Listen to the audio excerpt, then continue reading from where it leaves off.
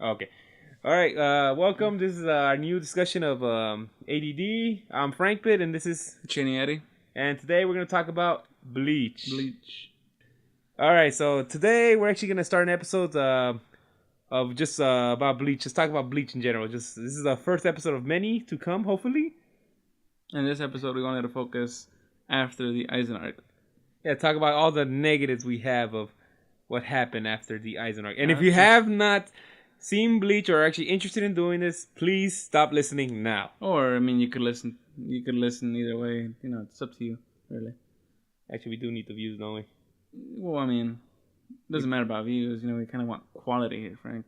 But we need people to listen to our quality. Okay, then. All right. All right. So where do you want to start off, Edwin? Well, okay. Since we're focusing, okay. So first, let me make this clear.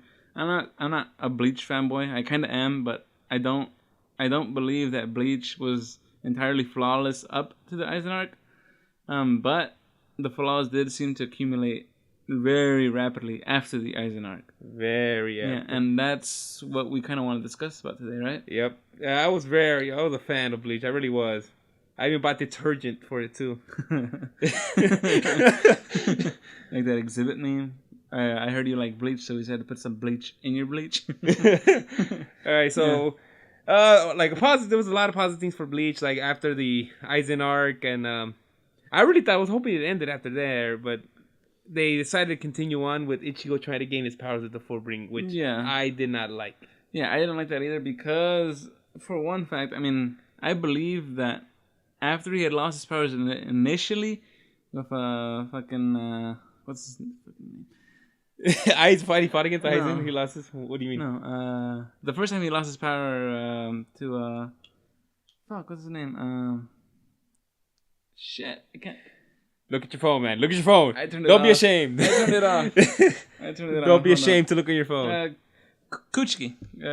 When he first lost his powers against Kuchiki in the first season, I believe, at the end of the first season, they only said that they would be able to restore his powers through awakening his hollow power. Well, right? Yeah, it wasn't revealed. It wasn't revealed then. Awakening his own power. Yeah, so he had to become Shinigami. Yeah, he had to go by his own. Yeah, he had to find out how to be on his own. Because he was borrowing only Rukia's. He was only borrowing Rukia's power. But all it did was really awaken his power. Yeah. So I mean, I kind of found it bullshit that they tried to revive his power through I guess it was this gimmick about the soul badge. They had been monitoring him, had been reducing his power the whole time, or some shit like that. It was right? Although every time I watch new episodes of Bleach, I just feel like they're just pulling things out of their ass. Yeah, they literally seem to be pulling shit out of the air. They didn't really have like sense like, all right, how do we explain this? Or let's just do this for now. Lose it for now. And later they find out like, oh, it kind of counteracts what we did earlier. Although what I'll say I did like about the Fullbringer arc was the fact that they mentioned that Ichigo wasn't the first human representative to Shinigami. Like, the whole flashback to the white-haired guy. I'm forgetting his name too. Don't worry, those characters are not important either for me. So you know who he is. Yeah, when they flash back to him saying, "Oh, we give this badge to humans who have proved themselves trustworthy to Soul Society." No, that's nice. But then they pulled the gimmick that they were using the badge to control you. To keep monitoring you. Yeah, to keep monitoring him. I thought that was full of bullshit. And just a gimmick for them to advance the story after Aizen. I mean, okay, I'm not sure how you people feel about this, but imagine the series ending with Rukia saying goodbye and the spirit doors leading to Soul Society closing. Just there. And Ichigo becomes a regular. Yeah, and Ichigo becomes a regular high school. As regular could be. Yeah. But still, and also it kind of disturbs me because the one thing that they did bad about after the Arankar is the fact that Chad and Orihime, they're literally explained in the very first seasons. If correct me if I'm wrong, but this is what I remember, that they all got their powers because of Ichigo because they were exposed to Ichigo. Yeah. So meaning that they got their powers because of him, not because they were Fullbringers or anything like that. So that didn't make any sense to me. I guess in a way they are Fullbringers because their power comes from an object they are proud of, right? Orihime has the hair clips. The hair clip. And Chad, for some reason, seems to be his skin.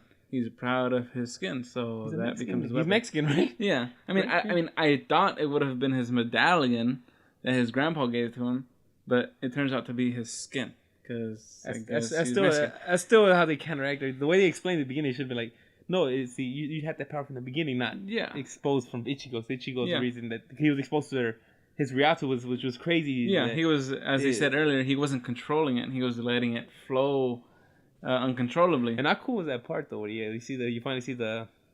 What's the name of that monster? The Menos Grande. The Menos Grande. That scene was awesome. But I'm getting sidetracked. We are getting a little sidetracked here. So let's go back to post Aizen. Yeah, post Aizen. The Fullbringers. Well, actually, no. We kind of were on topic before Chad being Fullbringers. So let's talk about another issue we have. Well, another issue I have at least is the fact that Jaha Bak seems to have forgotten about Yuzuru and Karen. Ichigo's sisters, who should be half Quincy also. So if Jaha Bak really purged all Quincy's of their energy, killing any halves and any other non-full-blood Quincy's, then Yuzuru and Karen should have died too. But I mean, we don't seem to hear from that. But I guess we'll get to that. They really become unimportant characters. At first, they were kind of shown to like one of them. She could actually like sense how like any presence of like ghosts and all. Yeah, and the other one. I thought they were gonna make something big about that because they kept like they show her a lot, but eventually they became non-existent. Yeah, they became non-existent. The only other time we see them is in the filler arcs, and that's they're playing soccer. They're hunting ghosts with. Ghostbuster guy. Oh, that's right. They did hunt the Ghostbuster guy. Yeah. That was filler, really. I thought he's not part of the show at all. Well, he's part of the show, but I would say. Oh, but they did make an episode where that he actually goes hunting with, and I can't remember. Yeah, I got you. Yeah. And the only time he was a major part of the story really was in the first season when he seems to be at a hospital and. That was just by convenience, or not convenience, but like coincidence. Yeah, because he first came out by he thought he was a magician. Everyone thought he's like, oh, he knows how to fight hollows. But in actuality, it wasn't even hollows. He knows how to fight ghosts. The ghosts that are actually turning hollow. But in the end, he actually realized that he's actually turning them faster into hollow and making them angrier. Yeah, and that was his main part in the story. And other than that, he falls into the background really quickly. Yeah. So yeah. Speaking of characters that fell into the background, we also got Ganju. What's that? The healer guy that helped him out in the second or third season. Oh, I know. Hanataro. Which I don't know how you're good at remembering these names, man. It just comes to me. It just comes to me. But another issue I want to point out, I'm getting a little off topic here, but I just want to get this off. Was in the third season when Ichigo is rescuing Rukia. Hanataro mentions that there are two types of spirit energy, right? And he really wants to get this out there. He really wants to get this out there. So he says that there are two types of or spirit particles or spirit powers. I guess like spiritual pressure. I know there's so many words that they put out there. But they say that one is more specialized for combat, which would be in Kenpachi's squad, the combat. And one more specialized for healing, which is what Unohara was supposed to be the captain of. She was supposed to be the captain of the healing squad. Then instead, spoiler alert, she turns out to be a fucking Kenpachi. Like, really? I mean, they're crazy too. Wow, she's pretty crazy. They really pulled that out their ass. And I mean, I guess it was interesting. It was interesting in a way to realize that everybody was scared of her for that reason. But I kind of figured that everybody was scared for her just kind of because she was the motherly type character. Yeah, it's also too. Also because she heals everyone. Like, are you sure you want to mess with me? You want to fuck with me? Like she's a captain for a reason. Yeah, like she'll poison you or something. Yeah, and also her sword. That we see her sword manifest only one time, and that was when it turned to like a manta ray that heals people when they are inside its mouth. And then the saliva is practically healing particles. And heals people. So how in any way is her sword specialized for fighting when it heals people when it is inside their mouth? Its mouth. Like, that's just one thing that really bugged me. After the Aizen arc had ended and they were well into the next arc, I guess you could say, the Quincy arc. Yeah. That just really bugged me. And I mean, if you guys have anything to add to that, feel free to comment below. Comment below. Yeah. Yeah, because understand, because we sound like we're bashing, like, especially after if you heard our Attack on Titan, you think we're just a bunch of people who just hate on things. Yeah. No. We actually love Bleach. We love Bleach. We have to understand. This is why it pains us so much to see where it's gone so far. It's just pains us, because that's why actually one of the first animes I got into after, of course, as a kid growing up with Dragon Ball Z and all those other shows. Like eventually when I was in high school and finally got back into anime, like I'm gonna watch anime. Yeah. And Bleach was the first one I got introduced, and I was very interested. Yeah. Like, even up to Aizen, then after a while, you start watching it again, and they start doing these things, and you're like, why? Why are you doing this to me? Why? Why? Why? Yeah. And actually, we're going to be talking about that topic another episode about animes we grew up with. So yeah. Stay tuned. Stay tuned for that, too. We just need our other co-host who's supposed to be here, but he's not here. John. Is there okay? I mean, I basically talked about what bugged me about the post Aizen arc. How about you, Frank? Well, you probably hit those same ones I hate. Like I feel like the story is just they're forcing to finish. Like they're just like, all right, let's just keep throwing this, and that. Also, like right now, if you're really caught up with it, you should know about the Quincy's, how they're. This one bugs me the most. Sorry, I'm just gonna go back to this. Genryusei. Am I pronouncing that right? I think you did. How he dies, that pissed me off. It really did. Like, you finally see his ability. He has a very strong ability that he turns everything around him dry because he has a sword that's burned out. Yeah, it burns everything. And his abilities were awesome. I was kind of confused about raising the dead type of thing. I mean, he could raise the dead. Come on, the Captain Commander killed an Aranker that was specially designed to kill him. I mean, it was to seal his power, and yet he's the one who really got to Aizen. Yeah, and he beat his ass. And how cool is that scene though when you see Aizen saying like, "You are actually respectable. You are the history of Soul Society. I will actually use my blade to attack you." Yeah, that was badass. I thought that was badass. And Genryusei was actually one of my favorites. And to see him die like that. You're like, oh, your powers are negated. Oh. Wow. And what was Orihime? Because I think she could have healed him, I think. She could have brought him back to life, but she was out trying this really skimpy dress just to improve Ichigo. Oh, and that's who the fan service didn't even notice. The fan service. It's getting really bad to the point that, like, you have to notice Orihime. Like, you say she's cute. Like, no, don't start with this. Don't start with this. No. They're in a horrible situation right now. Soul Side's almost all dead. Yeah, and they're worrying about what Orihime is wearing. I mean, and it's not just that. They had to go to a point where Chad had to bring it up later. He said, like... that's right. Orihime goes off somewhere with, I forget her name, Catwoman. Catwoman? Yorichi. Where she goes off of her, and Chad's alone with Ichigo, and he blatantly brings up Orihime's dress. He's like, did you notice Orihime? Like... Oh, no. Not you, Chad. Bro, come on. Bro. No. Also. But yeah, the Genryusei is one thing that pisses me off. And also, the way they're fighting right now with the Quincy's is the fact that they keep pulling things. It's just like, oh, I took it down. Oh, no, I come back again. No, you can't kill me. And like the powers are just starting to get ridiculous. The powers are starting to get ridiculous. It's like Frank said, in a few chapters of the manga, at this point, the anime ended with the Fullbringers arc, but the manga has kept going, as you guys probably know. I was hoping the anime finished though with Aizen. It would have been better than finishing the Fullbringer arc. Yeah. But how was I saying? Shit. Goddamn, I lost my train of thought. Alright, you were talking about the Fullbringer arc, and then you started talking about after the Aizen arc. That's where we hit up. I don't know what you were going with either. Shit. Okay. Fuck, I don't know. Frank, pick it up. Okay, back to what I was saying. I know I'm gonna say it again about Genryusei, but still, that's the one thing that nerved me the most.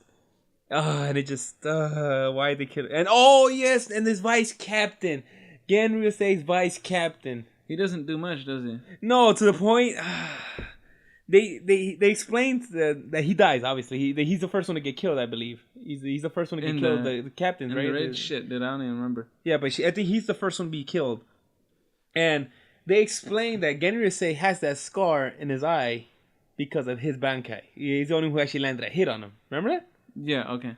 Yeah, and yet, throughout this whole entire arc, like, okay, if that's true, how come Ichigo hit him with a punch?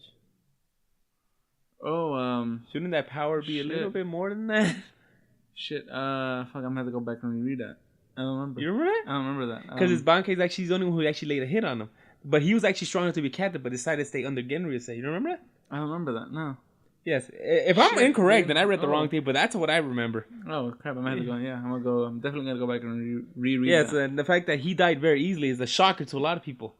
Because even though they, rather than him having a badass fight to fight back against these Quincy's, he gets killed easily, just like Genryusei. Although Genryusei he showed his ability, he took out a copy of Jahabak. It was just a copy also. That was like a straight up fuck you move. It's like, hey, here's Genryusei, here's his powers, and guess what? He's dead. Oh man. That part that's one that got to me the most. Like, I could have forgiven some things, but the fact how they killed Genryusei just completely made me go, what are they doing now? And this stuff they're just pulling shit out their ass, man. I really do feel that. I heard somewhere that they were rushed to do this, but I'm not sure if that's true or not. I'm going with what I read on the internet. You can't trust everything that's on the internet. Yeah, you can't trust everything that's on the internet, especially this channel. Especially this channel. Oh man, and that's one of the negative things we have after the arc. Like, a lot of these were forgivable in the first one. Like, sometimes the powers, like, were like, you're kind of imbalanced. At first, you defeat this guy, and like, I don't know. Like, in the Ronka arc, I'm gonna go back to this, where Weapon. Oh, I would say not really. I mean, no, but like Kenpachi and Byakuya, right? Yeah, Byakuya. Okay, they struggled against people who are under them, and yet they were strong enough to take out the number 0. Espada. Number 0. I mean, Ronka. Yeah, Espada. No, it's Espada's sword. No, I think the same thing. The Espada was the name of the group, right? Yeah. Yeah, the top 10 rankers. Yeah. Trust me, I usually know these names all the time, but now that I'm on microphone, you just hit a wall and you're like, the name. But yeah, like, they easily defeat him, but like, that shouldn't make sense. That guy's practically Hulk. The angrier he gets, the stronger he gets. Also, another issue I have with this later arc of the manga is that they go to say that the Aranker are literally poison to the Quincy's. And yet, the Quincy's took out the Arankers like they were nothing and made them slaves. Except that with the exception of Halibel, although they seem to have taken her prisoner. Although I will say this though, from the other arc though, I will say this though, it is pretty gruesome how they kill people. They actually do, like, they show it gruesomely how they actually take down people sometimes. Oh yeah, I would agree with that. Yeah, that's one good thing. But the way they do it, you're like, at least make it put up a fight. Yeah, I would agree with that too. And also the Zero Division finally gets introduced. Also, I mean, I think the author Tite Kube, is he still alive? Ooh. Tite Kube? I don't know, because I heard news that he was dead, but I've been too lazy to look it up on the internet. But he seems to have a thing with cross-dressers, doesn't he? In this new arc, there seem to be quite a few cross-dressers. I mean, I'm not saying that I have an issue with that, but I'm just saying it's pretty interesting. I mean, to see that. I mean, I know there's more risque manga out there, but, it's pretty interesting to see that in this one. All right, so back to us here about the Zero Division, Edwin. By you talking about the men you like. Cross-dressing. Yeah, but the Zero Division finally gets introduced, and they're very powerful, and they're all on the same level as Genryusei, or stronger than him, right? They should be stronger. No, I think they're supposed to be the same level. Yeah, same, because Genryusei is like one of them, but he's there taking care of them. Yeah, but he was down in out of the Spirit Palace taking care of the... And of course, here's the thing, they have to find a way to get Ichigo more and more power. Yeah. Like, I understand that he has to be stronger because he has to be the one to face everyone. But yeah, the shonen. They keep pushing, like, he's not. He's a Shinigami. No, he's a hollow. He's a hollow. No, he's a Quincy. He's a what do they call him in between Shinigami and Visored. Visored. Visored or something like that. Visored, yeah. I forget the word. Come on. He's a Visored. He's a Fullbringer. And now he's a Quincy. Now he's like, come on. Now you're just pushing the other. It would have been cool if he would just been hollow and Shinigami. Yeah. Because that would he gets stronger because of the hollow side he has, and a lot of people don't know how to tame. Cause I really do like when the hollow comes out though. Yeah, when the hollow comes out, that is really like badass. he's always insane. Like, oh, scene is so cool. Yeah, especially the first fight with Byakuya, where Ichigo's almost dead. Yeah. The hollow takes over and basically turns the tables really quickly. Because he's like, it's practically that built up energy he doesn't know how to use, and he comes out, and that's when you first find out like what's going on. Oh shit! Yeah, that was cool. Badass. But then they try to go too much. They try to do too much to it. Like, I understand that you want to make it too strong, but like don't try to overdo it, because to me it feels like it's been redundant, repetitive. He lost powers, getting it back, lost his powers, getting it back. Okay, getting strong. And he's done that 3 times. Yeah, 3 times. Yeah, that's a little too much, man. Come on. Yeah, like I know some animes, a lot of animes do that, but it kind of gets tiring with this one. It does get tiring, especially after it should have ended with Aizen. So there would have been no need for the 3rd time for his power to come back. Yeah. And I would have been happy with the ending of just him losing his powers. He becomes a regular human, and there's still other people who take over social societies and whatnot. Yeah. I mean, if anything, they could have shifted over to Chad and Inoue, right? Their ones are next in line. Yeah, so, we'll take care of this stuff. Yeah, I mean, especially Orihime, since they seem to have stressed how powerful her ability was in the Aizen and they forgot about it. They completely forgot about it. Aizen was saying that, it's a Although power. She does have a unique ability, the fact that it's not really time healing, it's reversing time. Yeah, and so, I mean, like I said, like I was saying, Aizen basically emphasized that Orihime's power rivals that of God. Okay? God, okay, and then they completely forget about her. They forget about her, and they go. See, another flaw, but still, it's very forgivable when you're watching the whole story go about. You're like, the action is cool. The action is badass. Actually, some things they go into that are pretty good in detail. There's some flaws to it, but it's very enjoyable. Yeah, it's very enjoyable. I mean, like we were saying, the show did have issues before the Aizen arc, but. Like the way they got it now, it's just the point that it just hits you. Wow, I mean, just let it die. Just put it down. Just let it. Just euthanize it. Just let it go. It's suffering. Retire it. Better way to put it. Retire it. Retire it. Okay. Because they had a good run for me. It really did have a good run to that certain point. It did. God, what was?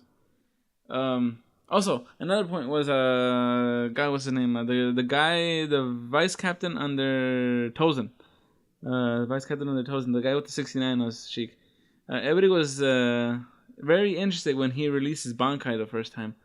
And he was like, oh, he finally released it. Okay. I can't remember. His name is pretty long. I'm not good with names. Yeah, his name is very long. I'm not good with names in Japanese because I pronounce them horribly, so I'm sorry for that. And since we are American. Although you're learning Japanese and I'm not. I took 2 semesters. Come on, that's not enough to that should help you enough. His name. Just like Spanish, you learn for a week, some words. I would agree. I mean, okay. I mean, if you know Spanish and you're trying to learn Japanese, I will tell you that it does help with pronunciation.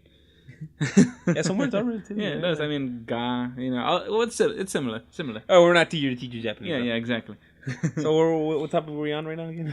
We were talking about how they seem to be emphasizing that 69 guy. Oh yeah, like when he finally releases his Shikai, everyone's kind of like amazed that he finally released it, and like this guy's an important character role he's gonna play in later. But after he releases Shikai and he fights him, and in the manga, of course, it's completely different. It's more gruesome. Yeah, it is. It is more gruesome. But the anime, of course, has to censor some things, which I understand. Yeah, they could show boobs as much as they want. They could show ass, and surprisingly, but they can't show gore. Surprisingly, yeah, true that. Like Terraformers. Oh, Terraformers. Yeah, Terraformers is pretty. But okay. We're getting off topic. Okay, just one question I want to bring up about that. How the fuck did these cockroaches evolve into human form? Okay. I could explain it to you right now, but I'll do it later. Okay. All right. Wow.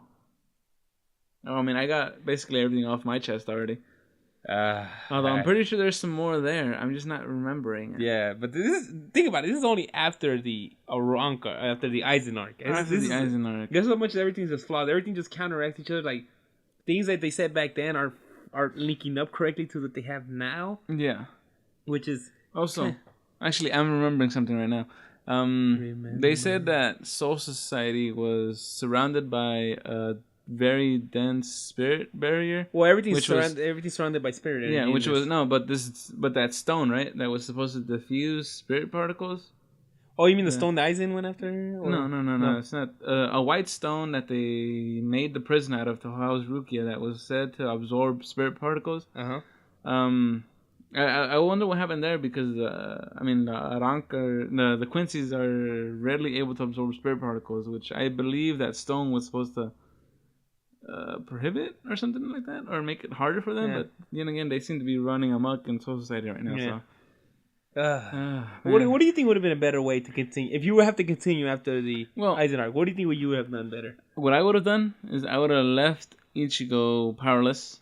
I would have shifted the perspective over. Well, probably not shifted the perspective over. Ichigo would have probably still been a main character. But if any matters pertaining to Soul Society, I think we would have left it. I would have left it with Chad and Inoue. I would have especially developed on that storyline that Inoue's powers are godlike.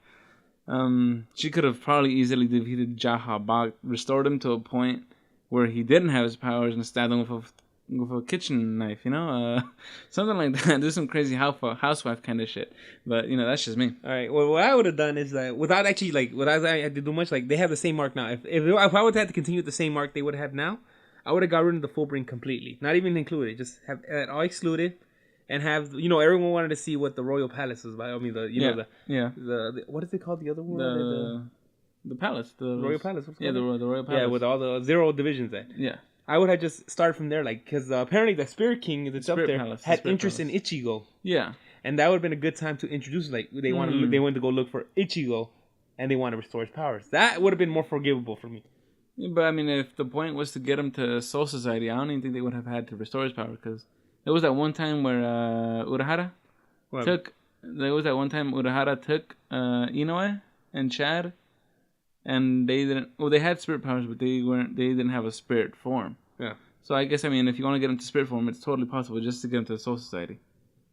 I guess if that makes any sense, but I don't know. That's just that's to me. I would have just excluded the full bring arc because to me it just didn't feel necessary, and Ichigo became a really whiny character in that. He really did. He just kept being irrational. He's usually the rational one. He's usually the one. He usually is. I understand that he lost his powers and he was so used to being responsible, and of course you lose yourself, but you still maintain that ability because he's getting older and older. So he understands what he did. He sacrificed his powers. He knew what he was doing. Well, okay, he's what, 19, 20 maybe? Well, actually, he got older. Remember, he got stuck for 2 years. I think he may be in his 20s. Yeah, he might be in his 20s, right? I mean, because it took 2 years. He took those 2 years in that training when he finally revealed his It was 2 years, right? I don't remember, but shit, something like that, I guess. Yeah, because I think when he was in that time capsule, that little thing that's in the bridgeway to go to... No, oh, yeah. It was 2 years, right? Yeah, that was a while for him. Chance Aizen gave him, which I kind of like that. Because Aizen really wants to see him as full potential. Yeah, Aizen really wants to see him. Because he really sees something in Ichigo a lot of people don't. He's like, he has potential. And he was arrogant. I want to see. And he was arrogant. Yes. He really didn't believe And how cool was it that he abandoned his Ryatsu for full power? Come on. Yeah, that was badass. And of course, they had to include a nuclear explosion in the... Yeah, that was badass. The final Getsuga, that was awesome. He gave up his spirit powers for pure physical strength. Yeah, he gave up his Ryatsu for pure physical strength. Yeah, to the point that they couldn't sense anything from him. Yeah, that was like, oh shit. Badass. Oh yeah, but... Badass. All right, we're getting off topic there. Oh yeah, also, what? I think he defeated Aizen too easily. What do you think about that? Well... I wouldn't say that he defeated Aizen. I would say that the whole... He beat him as much as he could? Yeah, he beat him as much as he could. Because that Stony he had, he rejected him finally. Yeah, but it was all because of Ichigo. Because he saw him like he's not the one worthy of the power. Yeah, so basically it's Ichigo... Although I think God, what's his name? Urahara had something to do with it too. He had something... Urahara is a very interesting character. All right. Yeah. So all right, we're reaching our 30-minute mark. Wow, really? All right. Time flies. So should we? Okay, we'll wrap it up here. So next episode we're probably going to be discussing other things of Bleach. This time we'll probably talk about next time we'll talk about the positives of Bleach, what we liked. So that way we don't look like just complete haters. Yeah. So that'll be basically anything before the Aizen arc ended.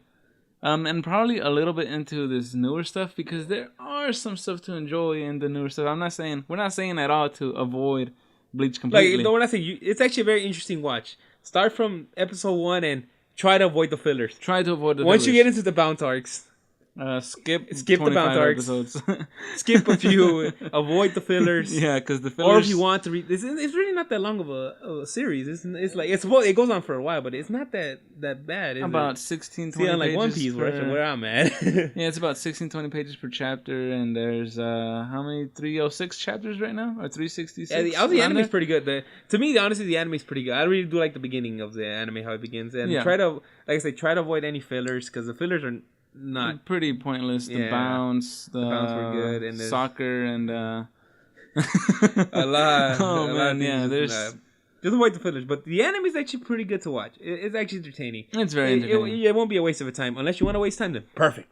Yeah, I mean 24 minutes an episode. About how many episodes were there? And at the end, and the first intro, I liked the first intro of Bleach. I really like. Yeah, and it did have some good music. Well, introduction music. And then from there, there's one intro. Everyone laughs up every time he hears it because there's the guy singing in the background just yelling out of nowhere. Oh, yeah. That intro is towards the beginning of the series, possibly the third intro. You guys will know when you hear it. But yeah, so overall, Bleach is not. It's not a bad anime. It's not. Yeah. So yeah, this is a mini series we're gonna do about Bleach. So far, it's only gonna be me and Cheney Eddie, or Frank Bit and Cheney Eddie, talk about Bleach. Today we're just talking about the negatives after the Aizen arc. Yeah, so just stuff we want to next episode, we're gonna talk about the things we like, and that's it. And then after that, we're gonna do following series. Just probably gonna talk about our favorite characters, what the characters are, or anything you're interested about. If you guys want to bring up, let us know if you're interested in hearing anything else about Bleach, or have any suggestions for next episodes of Bleach, or any other anime that you're interested in. Or if you just want to tell us we're stupid, go for it. By all means, that's good attention to us. Yeah, it is. That means we must be doing something right if somebody got offended by what we said. So yeah, like always, thanks for listening and watching. And hopefully our budget gets higher soon so I could do some more type of editing stuff. But for now, we are very low budget. I think my budget is $100 of all the things I have all together. And that doesn't include the laptop, the mic, and those $100 just basically went for snacks. Okay? To get us through the week. All right. So again, this is Frank Bit. This is Cheney Eddie. We're signing off.